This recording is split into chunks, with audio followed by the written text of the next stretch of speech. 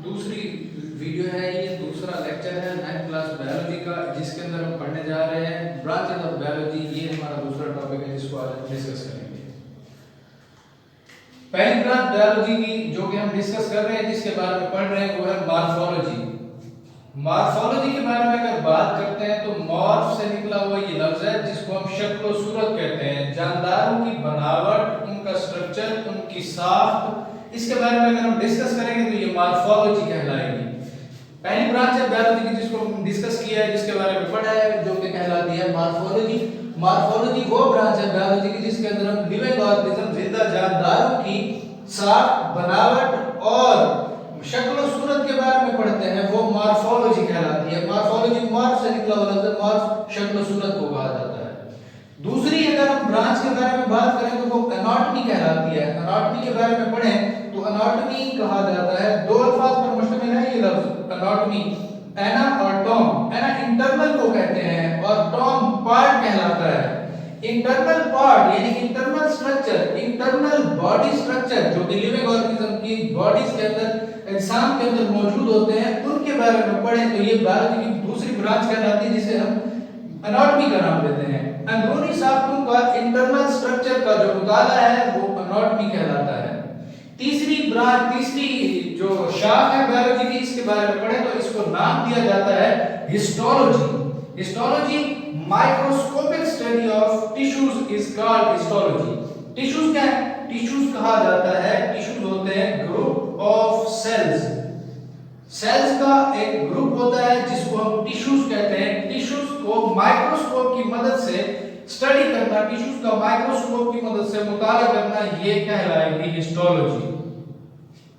Cell basic unit है life का, जिंदगी की बुनियादी इकाई है। लाइफ जहां से स्टार्ट होती है, लिविंग ऑर्गेनिज्म की बॉडीज जिस चीज पर मुश्तमिल होती है उसको सेल कहते हैं। और अगर सेल का ग्रुप हो तो ये टिश्यूज कहलाता है। टिश्यूज को माइक्रोस्कोप की मदद से मुताला करें, इनको स्टडी करें तो ये हिस्टोलॉजी कहलाएगी। तीन ब्रांचेस मैं पढ़ा चुका हूं जो कि मॉर्फोलॉजी, एनाटॉमी और हिस्टोलॉजी के नाम से जानी जाती हैं, जिनके अंदर हमने स्टडी किया मॉर्फोलॉजी, स्ट्रक्चर और फॉर्म यानी साख, बनावट और शक्ल और सूरत के बारे में। लिविंग ऑर्गेनिजम्स की साख, बनावट और शक्ल और सूरत के बारे में जो ब्रांच डिस्कस करती है, जिसके बारे में हम पढ़ते हैं, वो मॉर्फोलॉजी कहलाती है। दूसरे नंबर पर हमारे पास मौजूद है anatomy. Anatomy internal structure, bodies के अंदर जो मौजूद होते हैं, लिविंग ऑर्गेनिज्म के, जिंदा जानदारों के, इंसान के अंदर मौजूद जो साख्तें होती हैं, उनके बारे में पढ़ना एनाटॉमी कहलाता है। तीसरी बड़ी ब्रांच है बायोलॉजी की हिस्टोलॉजी, जिसके अंदर हम माइक्रोस्कोप की मदद से टिश्यूज का मुताला करते हैं, टिश्यूज का स्टडी करते हैं, ये कहलाती है हिस्टोलॉजी। ये तीन ब्रांचेस डिस्कस हो गई हैं। अब इसके बाद हम पढ़ रहे हैं सेल बायोलॉजी के बारे में। सेल बायोलॉजी को हम एक और नाम देते हैं, वो कहलाता है साइटोलॉजी। सेल बायोलॉजी या साइटोलॉजी, सेल बायोलॉजी के अंदर हम बात करते हैं सेल्स के बारे में, उनके ऑर्गेनेल्स के बारे में और सेल डिवीजन के बारे में पढ़ते हैं। सेल बेसिक यूनिट है जिंदगी का, लाइफ का बुनियादी इकाई है जिंदगी की, जिसके बारे में यहाँ पर हम पढ़ चुके हैं। अब इसी सेल के बारे में पढ़ना, ये कहलाता है सेल बायोलॉजी। सेल बायोलॉजी के अंदर सेल्स के बारे में पढ़ते हैं और सेल के अंदर सब सेलुलर स्ट्रक्चर्स मौजूद होते हैं, जिनको हम mitochondria, ribosome, endoplasmic reticulum, Golgi complex के नाम से जानते हैं। सेल्स के बारे में पढ़ना, उसके ऑर्गेनेल्स के बारे में पढ़ना, और एक और बात है सेल डिवीजन। सेल डिवीजन के बारे में पढ़ना, ये ब्रांच बायोलॉजी की कहलाएगी सेल बायोलॉजी, या इसे नाम देंगे साइटोलॉजी का। सेल डिवीजन, एक सेल का यानी जिंदगी की जो बुनियादी इकाई है उसको एक सेल से दो सेल्स में तकसीम होना, एक सेल का दो सेल्स में तकसीम होना, ये कहलाएगा सेल डिवीजन। सेल डिवीजन को भी हम सेल बायोलॉजी के अंदर, बायोलॉजी की इसी ब्रांच, इसी शाख के अंदर पढ़ते हैं। सेल बायोलॉजी के अंदर तीन चीजें पढ़ी जाती हैं, एक तो सेल्स का मुताला होता है, दूसरा सेल्स के ऑर्गेनेल्स को डिस्कस किया जाता है, तीसरा सेल की डिवीजन को डिस्कस किया जाता है। ये तीन काम, ये तीन बातें सेल बायोलॉजी या साइटोलॉजी के अंदर पढ़ी जाती है।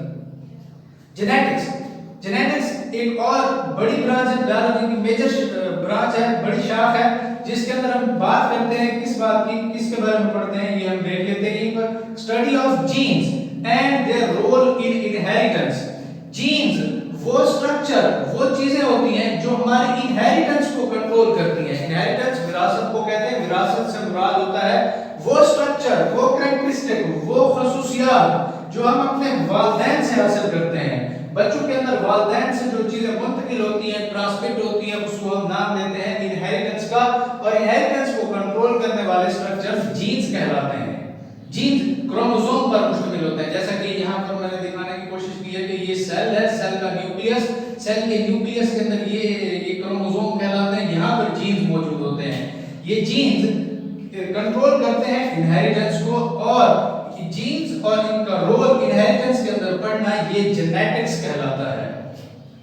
अगली ब्रांच बायोलॉजी की, इसे नाम दिया जाता है मॉलिक्यूलर बायोलॉजी। मॉलिक्यूलर बायोलॉजी को एक और नाम से जानते हैं, ये कहलाता है बायोकेमिस्ट्री। मॉलिक्यूलर बायोलॉजी के अंदर हम उन कंपाउंड्स, उन चीजों के बारे में पढ़ते हैं जो कि बॉडीज ऑफ लिविंग ऑर्गेनिज्म, जिंदा जानदारों की बॉडीज के अंदर पाए जाने वाली चीजों के बारे में पढ़ना, ये मॉलिक्यूलर बायोलॉजी कहलाती है। यानी उन मॉलिक्यूल्स के बारे में पढ़ेंगे, उन चीजों के बारे में पढ़ेंगे जो कि जिंदा जानदारों की बॉडीज के अंदर मौजूद होते हैं। आमतौर पर अगर हम स्टडी करें तो लिविंग ऑर्गेनिजम्स की बॉडीज के अंदर मौजूद होते हैं लिपिड्स मौजूद होते हैं, कार्बोहाइड्रेट्स मौजूद होते हैं, प्रोटीन्स मौजूद होते हैं, वाटर मौजूद होता है। ये वो कंपाउंड्स हैं, ये वो चीजें हैं, ये वो मॉलिक्यूल्स हैं जो कि लिविंग ऑर्गेनिजम्स के अंदर मौजूद होते हैं। इनके बारे में पढ़ना ये मॉलिक्यूलर बायोलॉजी या फिर बायोकेमिस्ट्री कहलाएगी। केमिस्ट्री के अंदर हम आमतौर पर केमिकल कंपाउंड्स के बारे में नहीं पढ़ते हैं, और ऐसे कंपाउंड जो कि लिविंग ऑर्गेनिज्म के अंदर मौजूद हो, लिविंग ऑर्गेनिजम्स की बॉडी के अंदर मौजूद हो, उनके बारे में पढ़ें तो बायोकेमिस्ट्री कहलाएगी। ये बायो का मतलब लिविंग ऑर्गेनिज्म या लाइफ होता है। लाइफ या लिविंग ऑर्गेनिजम्स की बॉडी के अंदर पाए जाने वाले कंपाउंड्स या मॉलिक्यूल्स का मुताला ये मॉलिक्यूलर बायोलॉजी के नाम से जाना जाता है। अगली जो ब्रांच है बायोलॉजी की, उसको हम डिस्कस कर रहे हैं, वो कहलाती है फिजियोलॉजी। फिजियोलॉजी के अंदर हम पढ़ते हैं working principle, study of working principle of different body parts of living organism. जिंदा जानदारों के बॉडी के जो पार्ट्स होते हैं उनके बारे में पढ़ना, उनकी वर्किंग के बारे में, उनकी वर्किंग को डिस्कस करना, उनकी वर्किंग के बारे में पढ़ना, ये कहलाएगा फिजियोलॉजी। फिजियोलॉजी की एग्जांपल हम ह्यूमन आर्म की वर्किंग ले लेते हैं, यानी इंसानी बाजू किस असूल पर काम करता है, इसको हम डिस्कस करें, इसके बारे में पढ़ें तो ये फिजियोलॉजी कहलाएगी।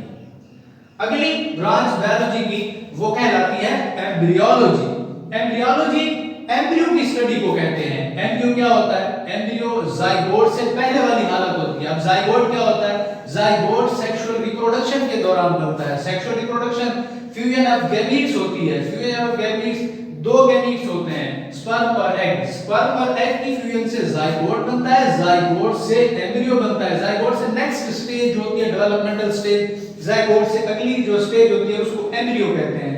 इसी एम्ब्रियो के अंदर जो चेंजेस पैदा होती हैं, जो तब्दीलियां पैदा होती हैं, जो तब्दीलियां एम्ब्रियो को तब्दील करती हैं एक न्यू इंडिविजुअल के अंदर, एक नए जानदार के अंदर तब्दील होने तक एम्ब्रियो जितनी भी चेंजेस से गुजरता है उन चेंजेस को स्टडी करें तो ये एम्ब्रियोलॉजी कहलाएगी। एक एम्ब्रियो से मुकम्मल जानदार बनने तक जो तब्दीलियां वाक़ई होती हैं या पाई जाती हैं उनको हम नाम देते हैं, उसकी स्टडी को नाम देते हैं एम्ब्रियोलॉजी। नेक्स्ट ब्रांच जो है बायोलॉजी की वो टैक्सोनॉमी के नाम से जानी जाती है। टैक्सोनॉमी क्या है? टैक्सोनॉमी ब्रांच ऑफ बायोलॉजी है that deals with naming and classification of living organisms. Taxonomy के अंदर हम जानदारों को नाम देते हैं, इनकी क्लासिफिकेशन करते हैं। क्लासिफिकेशन का मतलब होता है ऑर्गेनिजम्स को, जितने भी हमारे पास जानदार मौजूद होते हैं इनको डिफरेंट ग्रुप्स और सब ग्रुप्स में तकसीम करते हैं, डिवाइड करते हैं। ये ब्रांच बायोलॉजी की हमारी कहलाती है टैक्सोनॉमी। टैक्सोनॉमी के अंदर जानदारों को एक तो साइंटिफिक नेम्स दिए जाते हैं, जैसे ह्यूमन का नाम ले लेते हैं। ह्यूमन का जो साइंटिफिक नेम है उनको नाम दिया जाता है होमो सैपियंस। जैसे ऑनियन का नाम ले लेते हैं, ऑनियन कहते हैं एलियम कीपा।